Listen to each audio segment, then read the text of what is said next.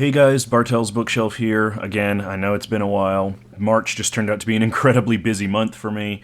The first 2 weeks of March, we had Aaron's friend Graham over. He came to visit, his first time ever traveling abroad, and we had a great time. We spent a lot of time together. That was a lot of fun. Really happy we were able to do that. And then the week after that, I had my birthday trip with Nakia and Laura, which we do every March because me and Nakia both share March birthdays. And that was a lot of fun, too. We went to Sonoma County, where we saw Jack London's grave, and we looked at his old house and stuff. Jack London's one of our favorite authors, so that was also a really great time. And then this week was my birthday. So, just been, suffice to say, there's just been a lot of stuff going on. It's been a busy month. Haven't had a lot of time to read, and what reading I have done has been very slow. But because it's my birthday month and I went on all these trips, I did come away with a sizable chunk of things. So I figured I might as well make a haul video. People like haul videos. They always do really well. So hopefully that'll, kind of help ease people back into this channel. This first pile is all stuff that was bought on the trip with Laura, Nakia, and I. So yeah, let's just get into that. They're all from various stores. I don't remember all the individual ones, but we went to quite a few. First, I have here The Mirador by Sarah Monette. This is, I believe, book 3 in... I don't know the name of the series, but it's part of a series that she wrote. The other books are The Virtue and Melusine, and then there's a fourth one, which, again, I can't remember the title of. I bought this because I have the other 3 books in the series. I thought it was originally a trilogy, and then I figured out I was missing this one. And I wanted to read these because, it's fantasy, there's lots of queer themes. So yeah, that just sounds like a lot of fun, and I'm glad to have the complete series now. I just need to dig out the rest of the books. Next, I have a few... old paperbacks here. First I have The R-Master by Gordon R. Dickson. These are just some random finds that I actually found. The stickers are still on the back of these. These are from Second Chances used books. They had a few vintage paperbacks. I haven't read much Gordon R. Dickson. I know he's written a lot of things. I think he's a Hugo Award winner. But it just sounded interesting. The World Economic Council said the world had become utopia. There should be no cause for dissatisfaction, but for those who were still restless, there was the new mind-stimulating drug R47. Those who took R47 were engaging in a sort of lottery whose rare winners would be super geniuses and whose losers might be fit only for asylums. So, yeah, it just sounds interesting. A guy who, it's sort of a Flowers for Algernon thing where a guy, kind of goes through a procedure to become really smart and then has to sort of fight back against this dystopian force. Sounds entertaining, so looking forward to that. Another Daw paperback here. This is Singularity Station by Brian N. Ball. Again, I've never heard of this author, don't know anything about him. But the back just intrigued me. Robotic minds made interstellar travel possible, but human minds still controlled the destination and purpose of such flight. Conflict only develops when a programmed brain cannot evaluate beyond what is visible and substantial, whereas the human mind is capable of infinite imagination, including that which is unreal. So, yeah, interesting, that sort of mind-body problem. Classic science fiction theme. Sounds fun. It's a Daw paperback. These are always good for a laugh, usually, so... Another one from an author this is from an author that I've heard a lot about, but haven't really read much of. These were found at another bookstore that actually had a really sizable vintage shelf. This is Immortality, Inc. by Robert Sheckley. I don't know much about Robert Sheckley, except I think he wrote some stuff that would kind of later be termed cosmic horror. I think some of his stuff has been sort of re-released under that guise. But yeah, this just sounded interesting. Want to be immortal? You can in 2110 AD. Just go to the Hereafter Insurance Corporation and hook yourself up to the machine. There's nothing to fear. That is, if it happens to be working right, and if nobody slips another mind into your body when you're not looking, and if you're not on a poltergeist hate list. So yeah, sounds kooky and interesting. And one of the things that I thought was fun about this book in particular was that it's actually so old that it has an ad in the middle of it for the Science Fiction Book Club. Choose any 3 of these thrilling masterpieces of science fiction, yours for only 99 cents with membership. So you fill out the boxes of what you want and they send it to you, and then I assume you get a monthly subscription. It's just fun to imagine, somebody subscribed to this, receiving these old paperbacks every month and just, devouring them, piles of them building, as they just tear through them. I don't know. It's a romantic idea that I just like to imagine sometimes with these old books. This one I was really happy to find from a classic author, Some of Your Blood by Theodore Sturgeon. I don't know much about this specific book except that it's written in an epistolary style through like letters and documents, and I think it has something to do with vampires. It's like very sort of horror tinged. I was just really happy to find any kind of vintage Sturgeon for a really good price. I think I got this for like $3 or $4. So, and it's really nice condition. I love that cover. It's just like really evocative. I love Sturgeon. I've read just a bunch of his short stories, and I've read 2 of his novels now, and I've really liked them. So yeah, I definitely look forward to getting into that. Another classic author here. This is one that I was, again, very, very happy to find. This is Journal of the Gun Years by Richard Matheson. Richard Matheson, of course, is more known for his science fiction and fantasy writing, but he wrote some westerns, including this one. I think this one's actually fairly recent in terms of his career.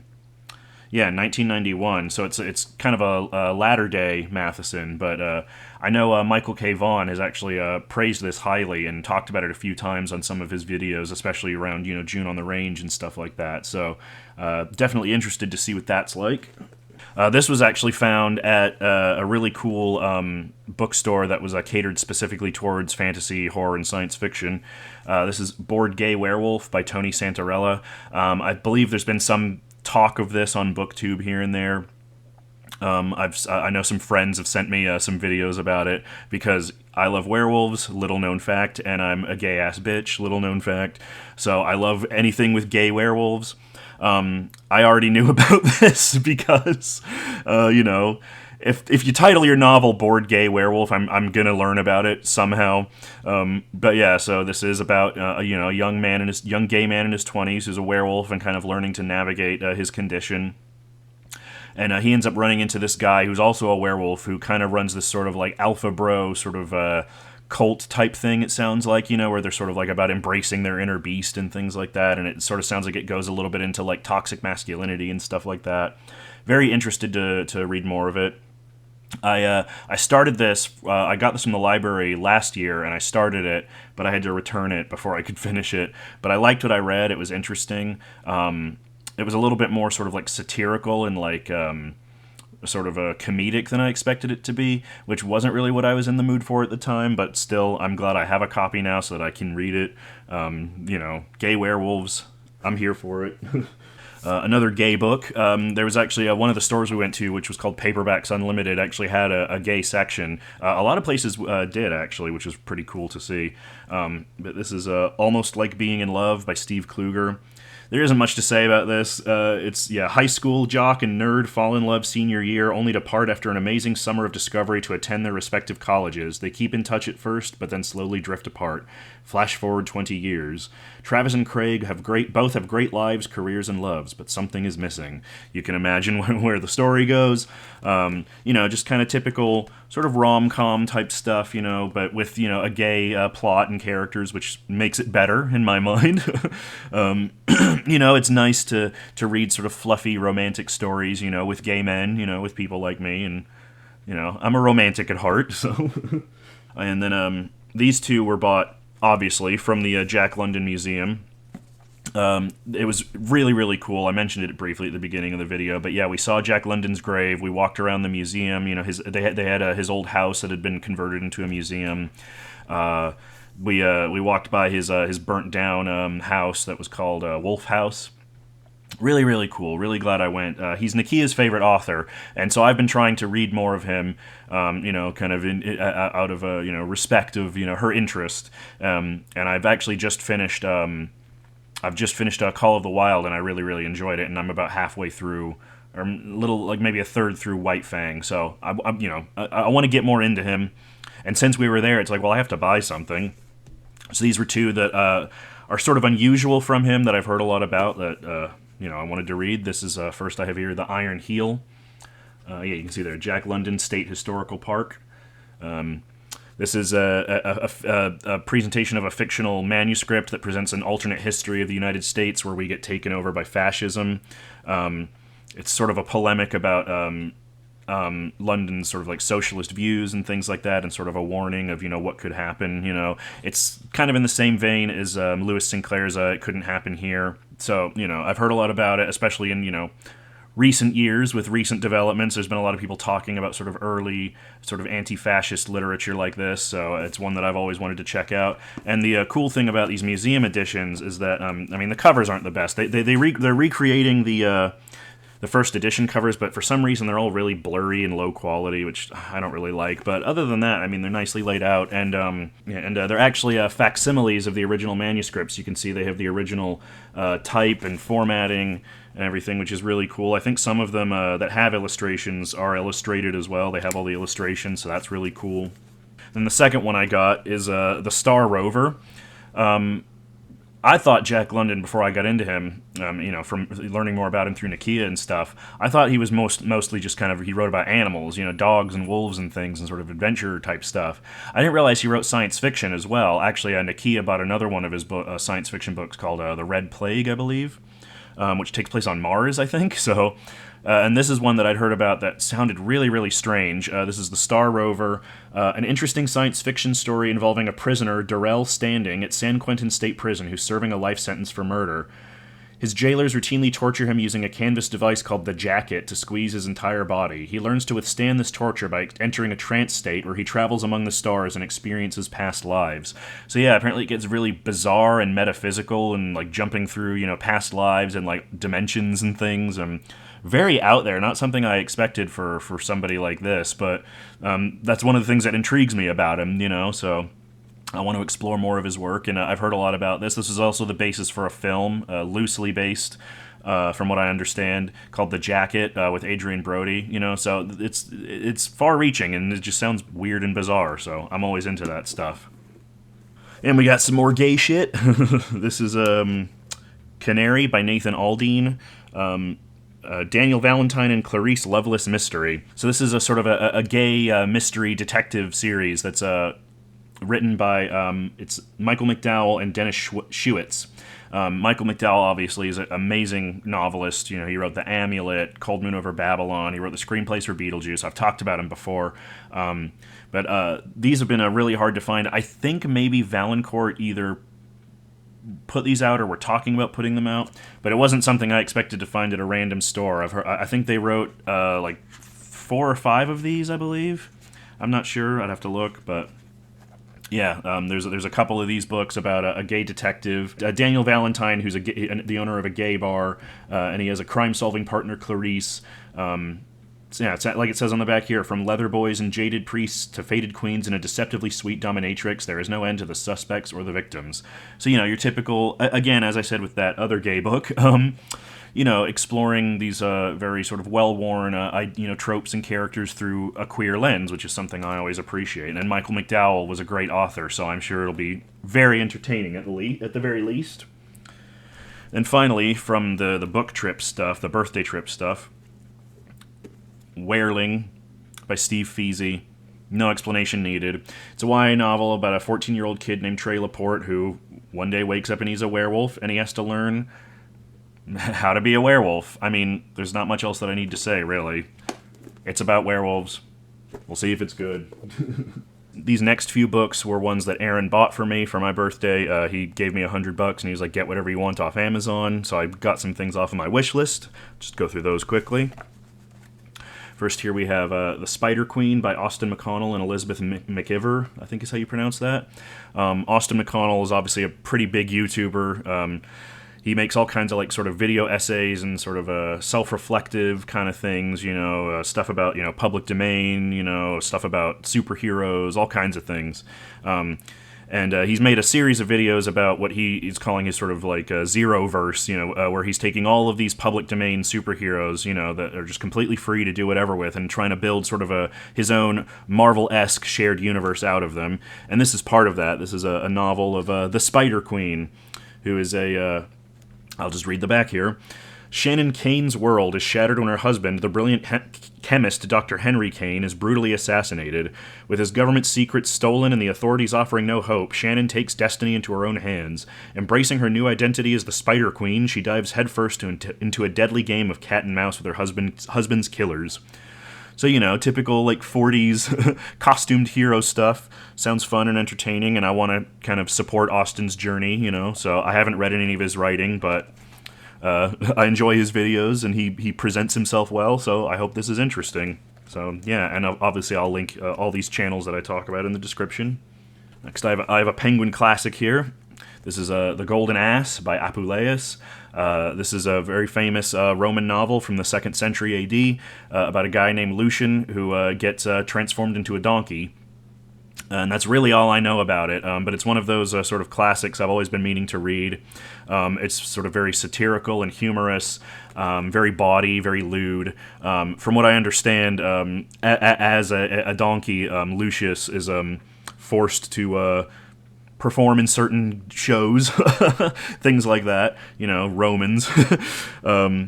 So yeah, it's just one of those things, it's kind of I've heard it described kind of as one of the world's first sort of animal transformation novels, which is kind of interesting. So that it's one of those things I've always wanted to sort of dive into from a historical perspective, and as someone who's always been interested in those kinds of stories of shape-shifting and transformation and stuff. It's just something I've always meant to, been meaning to read, so I grabbed this nice Penguin edition. Penguin always do good stuff, so looking forward to that. These next couple books are duology. If you saw my last video about the stuff that I read when we were on vacation in England, I mentioned how I've been really getting into, the history of 80s pop music and dance music, electronic, that sort of thing.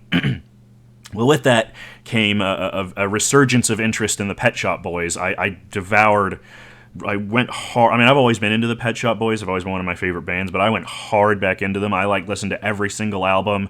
I bought the film It Couldn't Happen Here on Blu-ray, and I watched it twice with my friends. I've just been devouring all that I could. And these books were older books, but they were actually re-released recently, so I bought both of them. That is Pet Shop Boys Literally by Chris Heath, and Pet Shop Boys versus America, both by Chris Heath. These were just reissued. These were originally published in paperback in the late 80s, early 90s, I believe. From what I understand, the first one here, Literally, this is a more sort of just a biography, not really a biography, but sort of a journalistic sort of exploration of the band and sort of who they are and how they operate and stuff.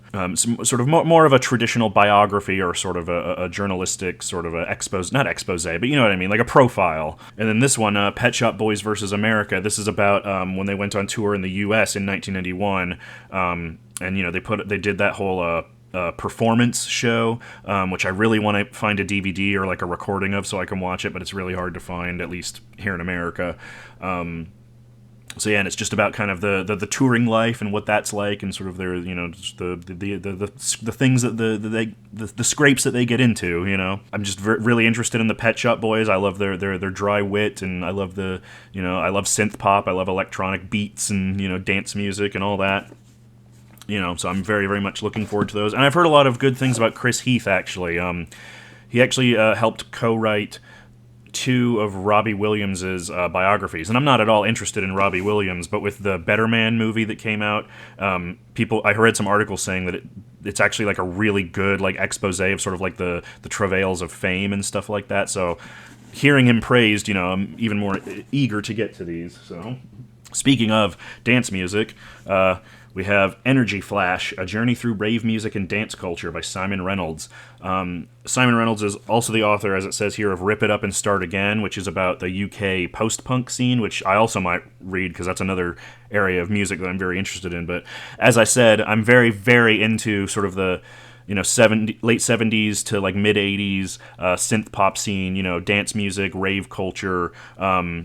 I would say the period of music that I'm most drawn to, that most fascinates me, is say 1977 to 1989, that whole period of music, from new wave to synth pop to high energy, whatever, I love all that stuff. So this is just kind of part of my exploration of that. So yeah, I'm looking forward to that. I'm especially interested in rave culture as well because it's a very sort of British thing in this sort of form, and and being married to a British guy, and Aaron kind of grew up a little bit in that culture, so it's something I've always been fascinated with. So I'm looking forward to that. Then we finally, for the book trip pile, we have Holly by Stephen King. Not much to say about this. You know who Stephen King is. We all know who Stephen King is. This is one of his newer books that I wasn't able to get when it was new. And I've been trying to, Stephen King for me is like a new release author. I try to buy everything that comes out, even if it takes me a while to get to it. But I love Stephen King. He's the master. We all love him. This follows Holly from the Bill Hodges trilogy and The Outsider.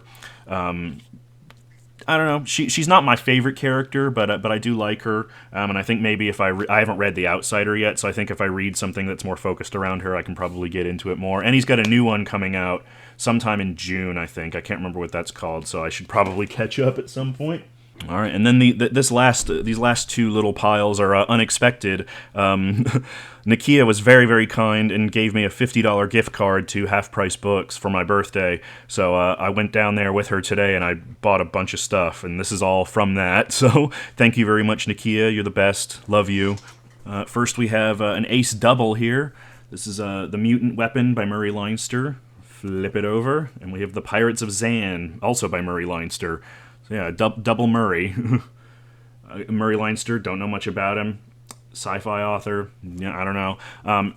But Half Price, they had a whole shelf full of these ace doubles for like $5 to $10 a piece, and it took all my willpower just not to blow the entire gift card on them. Because, it's such a gamble because a lot of these authors are very obscure, and it's very old, so kind of old-fashioned, so you never know kind of what you're getting into, but that's part of the fun, right? So I figured I'll just get one to, sort of whet my appetite and see how that goes. I'm particularly interested in the Pirates of Zan. I love the space pirate, with his little space pistol there. That's awesome. So yeah, very, very, very glad to have that. And it's nice condition, too. I mean, considering how old it is. Does it say? When were these published? Yeah, 1959. So very, very old. So I'm really, really glad to have this. Yeah, just excited. Next, we have Hungry Like the Wolf by Paige Tyler from the SWAT Special Wolf Alpha team. I'm feeling a lot of judgment coming through the screen right now, guys, and I would appreciate less of it. All right? It's paranormal romance with a SWAT team full of werewolves, and it's heterosexual, but it's got a sexy werewolf guy in it. So, I mean, I don't know. It was cheap. I had a $50 gift card, whatever. We'll see how it goes, Don't judge me. Shut up. Another paperback here. This is Sorcerers, edited by Jack Dan and Gardner Dozois. This is part of a series of Ace Fantasy anthologies that were put out in the 80s that were edited by these two. I believe I also have a copy of, Unicorns. But yeah, there's also Unicorns, Magic Hats, Fairy, Bestiary, Mermaids, and then this one, Sorcerers. There might be more, I don't know.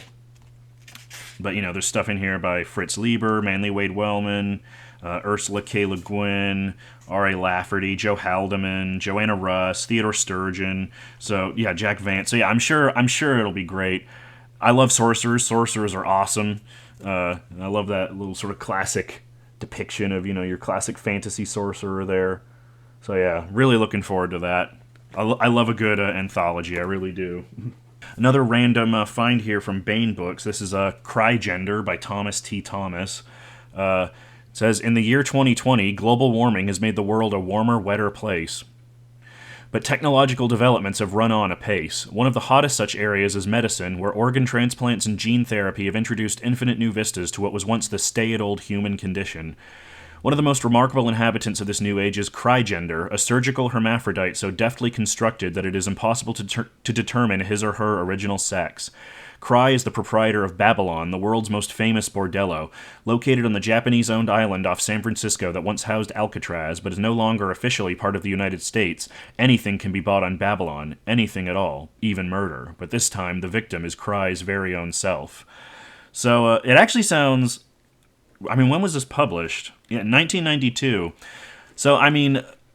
assuming from the back, a sort of cyberpunk sci-fi novel with a main character that's sort of gender fluid, you know? I mean, that's pretty groundbreaking, I think, and it just really intrigued me. I'm sure, you know, being from 1992, written by an assumedly cisgender author, it's probably not going to be the most, you know, progressive of depictions, but the fact that it exists at all, I think, is just really intrigued me. And you know, I like that sort of garish pink vibe of it, you know, and sort of the androgynous beauty of crygender there, you know. So I don't know. I'm curious, you know, to if it turns out to be like really positively, you know, queer and all that stuff, that could be really interesting. So we'll see how that turns out. Next, I guess this is part of a larger series, but I mean, again, one guess as to why I got this. This is Dre Prescott, 33, Werewolves of Cregan. I thought this was, it's because it says they're the first novel of the Witch War cycle, so I assumed this was the first in a series, but I guess this is one of those things where it's a continuing character, like, what's that Edmund Hamilton guy? I can't remember. You know, like Doc Savage, like that type of thing. But this is just about, Dre Prescott is an Earthman, Seaman, and soldier brought across 400 light years to a planet of Antares. The Star-Lords, a race advanced beyond our ken, needed him on that world called Cregan. Now, having at last returned to his home empire, to his wife and his friends, Dre was to learn that the vengeance of his defeated enemies had launched a final assault, with 9 occult curses against Valia and all that Dre held dear. The first curse, the plague of murderous werewolves, took Dre by surprise. Could his valor and courage, though tempered on the battlefields of alien suns, stand up against an unprecedented onslaught of warring witchcraft? So it's basically John Carter with werewolves. That's all I really need to know. Speaking of werewolves, we have here The Half-Wolf by Jay Northcote. I'm feeling a lot of Judgment again, guys. I'm really feeling that wave of Judgment pass over, and I would really appreciate it if you would just cool it, you know? This is a gay werewolf novel about a guy named Quinn who turns out to be half werewolf, and he ends up falling in with a werewolf named Kellen, and that's really all you need to know. That's all I needed to know. You don't normally find books like this at half price, so I'll take it where I can get it. And it's about gay werewolves, so again, I'm a simple man. I don't know what you want me to tell you. And next we have Jennifer Government by Max Berry. This is just something I've heard a lot about and I've been wanting to read for a while. It's sort of a cyberpunk satire that takes place in sort of this like ultra-libertarian future where, you know, as it says here, taxation has been abolished, the government has been privatized, and employees take the surname of the company they work for. It's a brave new corporate world, but you don't want to be caught without a platinum credit card, as lowly merchandising officer Hack Nike is about to find out.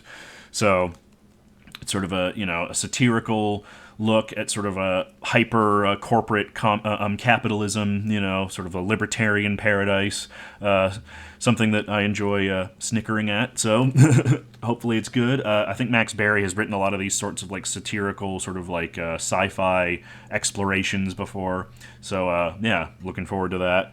You know, and people named after the company they work for. I mean, come on, you know. Next, we have a short story collection here. This is Super Toys Last All Summer Long and Other Stories of Future Time by Brian Aldiss. Super Toys Last All Summer Long, of course, as it says there, is the story that inspired AI. So it's one of those things that I've always meant to read. AI wasn't the greatest movie, but, you know, it was interesting. And Brian Aldiss is a very well-respected sci-fi author. Again, one that I've been meaning to read more of. I got his book Hot House while I was in England, so plenty there to explore, but this is like $3 on clearance, so I figured why not? I've been looking for it for a while anyway, so yeah. I don't know what his other stories are like, but I'll be very curious to find out. So next we have Journey into Darkness by Michael Chiappetta. Chiappetta? Yeah. This is, so I saw this poking out with this massive WWE branding, and I was like, what's this about? And then there's Kane on the cover, so I was like, what's this about? It's literally a novel of Kane's backstory, you know, how he was like an orphan and like his parents died in a fire and he was like badly burned and he was like psycho and crazy and like the Undertaker was his half brother and stuff like that. It's literally basically a novelization of his like tragic backstory, like some like Wattpad like OC shit, and that just sounded so fucking hilarious. So I was like, I have to check that out. So yeah, I love WWE. I love professional wrestling. It's goofy as hell and it's homoerotic as hell, and I'm here for it. So looking forward to that. Some more classic sci-fi here. This is The Ginger Star by Lee Brackett. This is part of her Eric John Stark trilogy. She did 2 series of these. This was the second one that was in the 70s that went for 3 books, but there were 2 earlier collections before that, way back in the 40s, I believe. But I looked it up, and apparently they have like very little to do with each other in terms of like the world and stuff. So I decided to grab this. Lee Brackett is, one of those very sort of unsung sci-fi heroes. She was one of the screenwriters for The Empire Strikes Back, but she also wrote The Big Sleep and The Long Goodbye. So she was a very, very well-respected writer and screenwriter.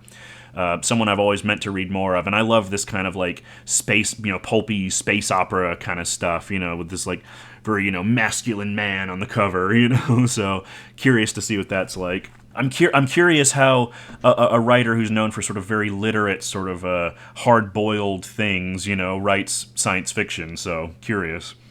But again, she co-wrote Empire Strikes Back. So next we have Thieves' World, edited by Robert Asprin. Robert Asprin is a very famous sort of comedic sci-fi and fantasy author. I read one of his later books, which was about like gambling dragons, which I didn't like very much. But everybody I've sort of spoken to and all the things I've read about talk about Thieves' World and how that's kind of his claim to fame. It's basically his... it's a shared universe that he created and invited other writers into to kind of build off of, similar later on to what like George R. R. Martin and others did with like Wild Cards and things. All these writers on the back, and it says, have created Sanctuary and people it with wonders. One Thumb, the crooked bartender at the Vulgar Unicorn. Enos Yorl, magician and involuntary shape changer. He lost a duel with another magician. Jubal, ex-gladiator and slave who is now a pillar of the community. He made his money selling slaves. Lythandi the Starbrowed. His magic is in question, his swordplay is not.